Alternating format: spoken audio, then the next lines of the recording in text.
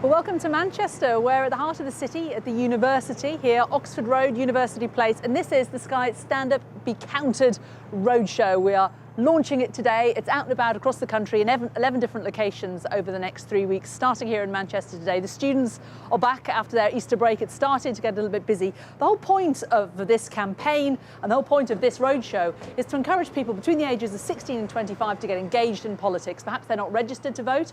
If they come here, they can be helped to register. If they've got a burning issue that they want to get off their chest, this is the place they can come and do it. Look, we've got a mobile studio here. If I just stand over here, this camera in front of me is wired up to our headquarters in central London. It's being monitored the whole time. So if you're in Manchester, you've got something you want to get off your chest today and you're young, come down here, stand on this spot and just say your piece. And throughout the day, we're going to be monitoring the best little clips that we get from this. And we could be putting them out on Sky News 80. We could be posting them on our social media pages, on our Twitter feeds and on our website. We've also got this, which is the Sky News Be Counted touch screen camera now. It says touch the screen to begin, so I will. There it is.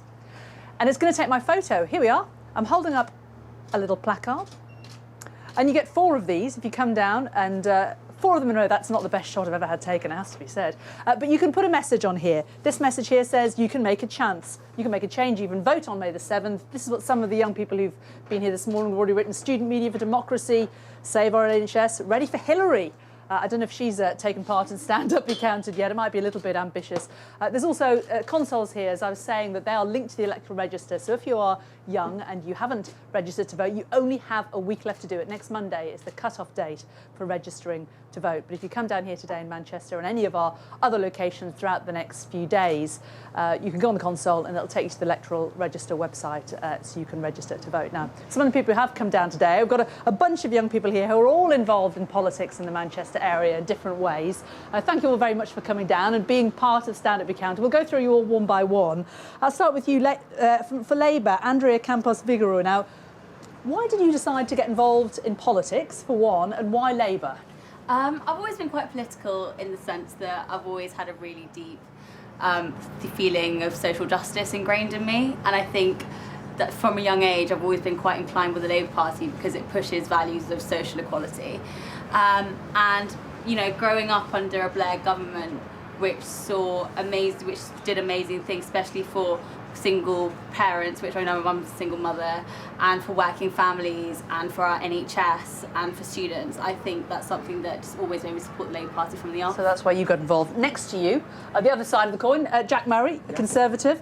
Why did you decide to be motivated enough to get involved, and why was it the Conservative Party that spoke to you as a young person? Because it's often not the young person's traditional party. It isn't, but it's changing. Conservative Future is the largest has the largest youth party of any of the major political parties, and it's about what you see, what you want in a country you live. You want a country that rewards people while they work hard, where people play by the rules and get ahead, and that's what the Conservative Party offers, and that's what this election they're offering too.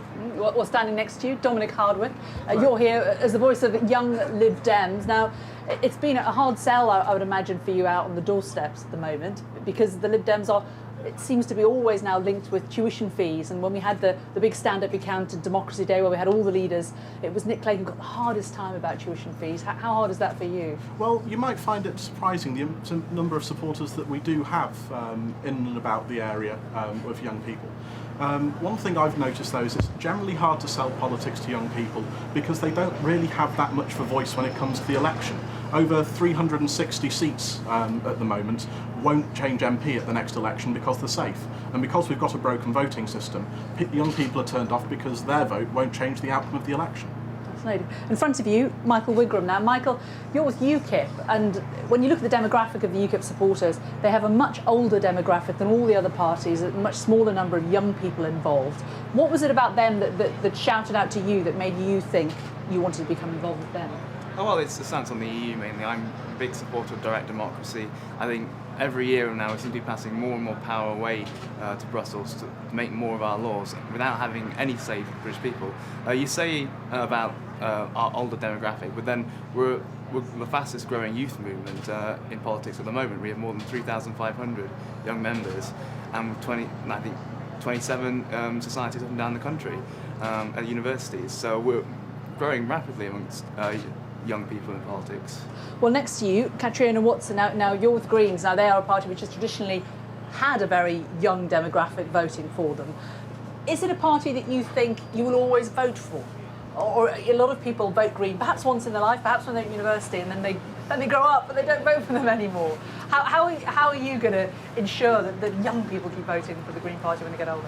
I think people, as they get older, they do become disillusioned. Like Dominic said, we have a broken voting system, and a lot of people see voting for Greens as a wasted vote. You know, they don't necessarily agree with Labour's policies, but think, oh, they're going to win anyway, so we might as well vote for them. And I suppose that's why I'm in the Green Party, because I think we do need to change our voting system. It was something that Tony Blair promised when he came in, and then decided that actually the current voting system worked for him, so didn't bother changing it.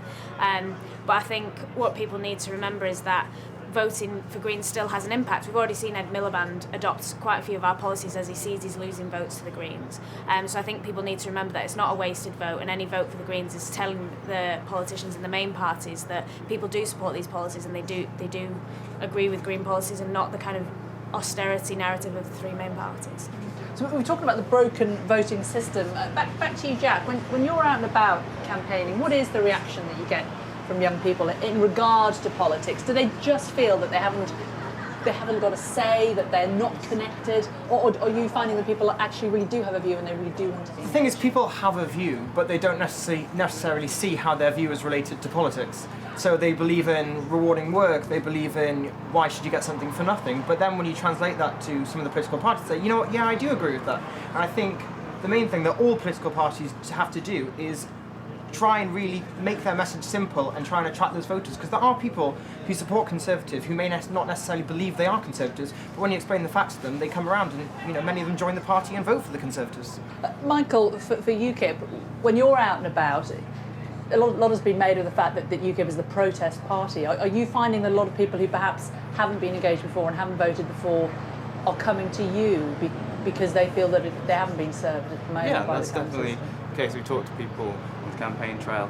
A lot of people are saying that they've not voted for anyone in the last 20 years or the last 10 years, and they want to vote for UKIP because we're speaking for their views, an opinion that hasn't been represented in politics for the last 10, 20 years, and we're giving them that democratic choice. Andrea, when you're out and about, what are the big issues that the young people particularly are concerned about in this part of the world? Young people right now are concerned about jobs when they leave university.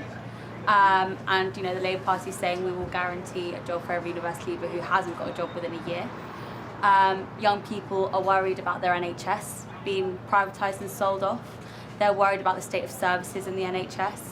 And they're worried about the economy in general. And they also care about the future generation, and they want a party that will offer them and their future generations a better plan and a better future.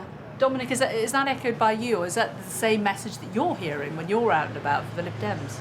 The main message I'm hearing out and about for the Lib Dems when I'm talking to young people like me is that people are concerned about the opportunities that they're going to have in life, and concerned about whether or not they're going to be able to get a job, and concerned about whether or not that job's going to pay, how much tax they're going to have to pay, things like that. People are worried about the future, naturally.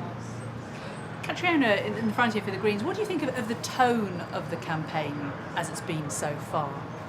I think there's been a lot of rhetoric, to be honest. I think a lot of the main party leaders are kind of using these sort of flashy phrases and talking a lot, but not really saying much. You hear Ed Miliband saying a lot, oh yeah, well I'm going to do something about it, but then it still doesn't really have a clear plan of what actually he's going to do about it. And I think, and a lot of the promises David Cameron's making and Ed Miliband are promises that have been made by the main parties before and never delivered on. Ed Miliband talks a lot about, oh yeah, we want to end 0 hours contracts, but then recently in the Welsh Assembly voted against a motion to end 0 hours contracts for care workers. So I think the tone has been a lot of waffle, to be honest. A lot of waffle. There's also been some mudslinging in the last week, Jack.